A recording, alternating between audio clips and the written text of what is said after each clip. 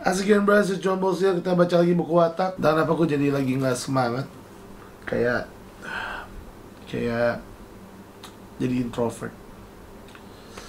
Gak tau kenapa, mungkin karena harus like dulu, pencet like buttonnya biar gue agak semangat lagi dan bisa lanjut baca bukunya. Thank you udah nge-like, agak sedikit semangatnya. Kita lanjut ke part selanjutnya. Aku si anak melogi. Oh pantas aja, belum apa-apa udah loyo ya. Ternyata yang mau dibaca tentang melogi, ketutup lagi. Aku si anak melogi, terus langsung down. Dia gak dibuat-buat sih. Aduh. Oke, by Karenina Putri. Assalamualaikum warahmatullahi wabarakatuh. Mungkin besok-besok gue intronya pakai assalamualaikum ya. Ini gue disadarkan oleh Karenina Putri. Gini. Ya, kenapa kalau di video gue nggak pakai assalamualaikum? Karena harus dijawab. Nah kadang-kadang orang nonton video tuh berlalu gitu aja. Takutnya mereka nggak jawab jadi dosa gitu. Ada ya alasannya, tapi oke, lanjut. Alhamdulillahirrahmanirrahim, atas izin Allah aku dipertemukan dengan guru terbaik dan menjadikan sebuah pengalaman terbaik dalam hidupku. Kisah mengenal watak dimulai setelah aku lulus kuliah. Setelah lulus, keraguan demi keraguan muncul sampai aku berpikir, apakah aku hidup di dunia ini tidak ada manfaatnya bagi orang lain? Wah, pesimis banget, introvert banget. Dari situ kadang-kala aku ingin marah, malu, kecewa pada diri sendiri. Kenapa aku tidak seperti yang lain? Banyak nih orang melankolis kayak punya mindset kayak gini ya. Kayak ngeliat orang sengon yang happy, mereka mau juga gitu ya. Sedangkan orang sengon yang happy pengen bisa lebih kalem. Sering berjalannya waktu aku sebenarnya mendapatkan hikmah dari Allah Subhanahu Wa Taala atas apa yang sudah aku alami selama ini. Oke. Jadi dia emang awalnya down tapi dapat sebuah hikmah ya. Pada saat itu aku scrolling di YouTube untuk mencari narasumber yang bisa menjelaskan secara ilmiah mengapa hukum-hukum di Islam bisa seperti itu. Aku baru menyadari karena watak melankolis ini yang membutuhkan penjelasan secara detail dengan menggunakan data, fakta, dan tidak mengada-ada. Karena aku yakin bahwa dalam Islam suatu hukum ada karena bisa dibuktikan. Aku adalah tipe orang yang mau belajar tentang hal yang menarik dan sampai akhirnya muncul kajian Dr. Aisyah Dahlan di timeline YouTube tentang neurobiologi saat tidur dan sadar yang diadakan oleh Rumil. Ya Allah, aku speechless bahwa ternyata tidur bisa dijelaskan secara ilmiah. Mulai saat itu aku tertarik tentang seluk-beluk otak. Oke. Jadi dia dari nyari di YouTube akhirnya ketemu video Bu Isa dan dia belajar otak. Sampai belajar tentang watak pasangan, karena watak melankolis ini yang memotivasi diri untuk terus belajar dan berdoa untuk mencapai standar hidup versiku. Oke. Asli sebenarnya aku suka merasa cemas, khawatir, takut, sampai lupa bersyukur, sampai detik itu masih bisa bernafas. Akhirnya di materi yuk kenali watak pasangan, aku mencoba untuk ikut tes apa watakku ini. Ternyata saat melakukan tes cepat, otakku seperti langsung mengomando untuk memilih penulis cerita melankolis karena aku suka menulis, mengimprovisasi, dan bersajak. Pilihan keduanya yaitu penonton. Selain karena hasrat damai, aku juga suka warna hijau.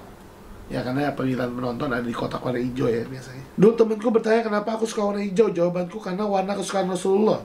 Temanku menjawab alasan klise. Ternyata memang watak pragmatis auranya lebih tampak jika memakai warna hijau. Saat aku sudah tahu watak utamaku adalah melankolis, di waktu itulah aku diberi tantangan oleh Allah. Apakah sudah puas belajar sampai di situ saja atau masih mau menggali lebih dalam lagi? Qadarullah, aku diberi sederet tantangan yang mengharuskan aku mengenali diriku. Di saat awal belajar, aku mencatat semua materi yang ada karena aku pikir semua yang tertulis di slide itu penting.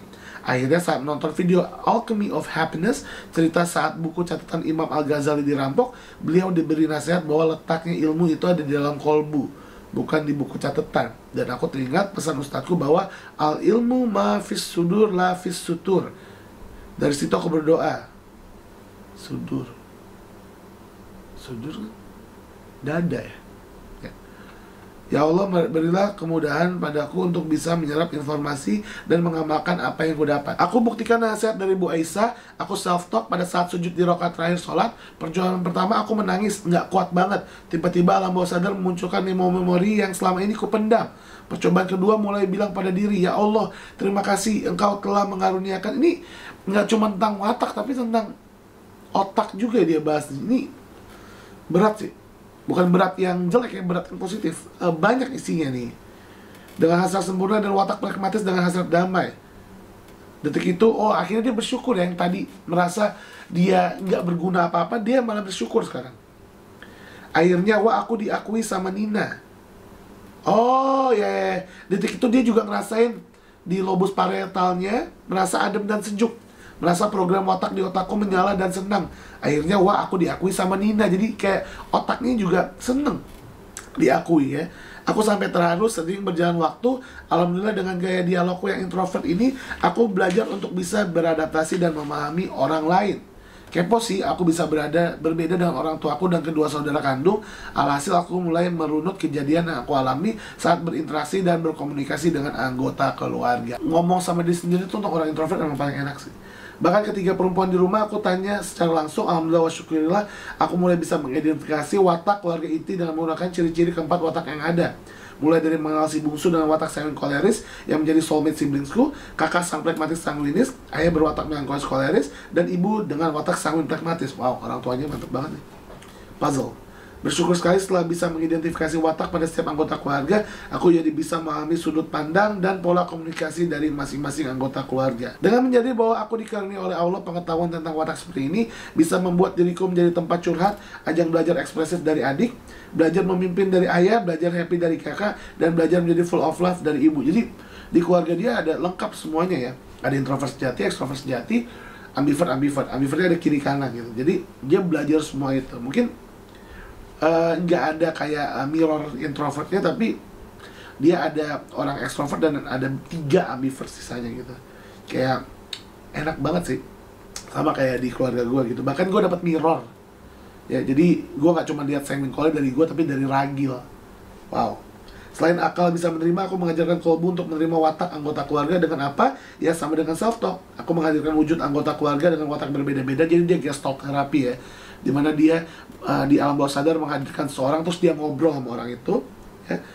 Dan ya dia rilis emosi gitu ya, kayak ngobrol apapun yang dia mau gitu, dan didengar sama orang itu.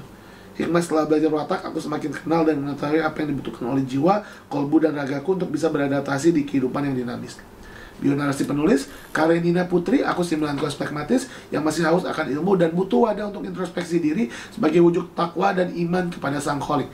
Perangai yang ditunjukkan oleh Allah lewat orang lain menjadikan aku semakin gigih untuk belajar, mengaji, dan mengkaji tentang ilmu Allah. Dengan sadar, aku yakin bahwa Allah Al-Bari telah mengatur sedemikian rupa hingga bisa membentuk sebuah narasi dan kebermanfaatan diriku bagi orang lain, insya Allah. Mantap. Akhir kata, ya Allah, kalau yang maha memiliki segala yang ada di bumi, hamba mohon dan minta kepadamu, langgengkanlah silaturahim yang kami adakan untuk bisa bersama-sama menggapai ridho dan hidayahmu. Tanpamu kami lemah dan tidak berdaya. Wassalamualaikum warahmatullahi wabarakatuh. Gak usah jelasin apa-apa, nih cerita yang bisa langsung ditutup. Bros, thank you for watching. Ahmad Bros, let's go. It's John Balls here.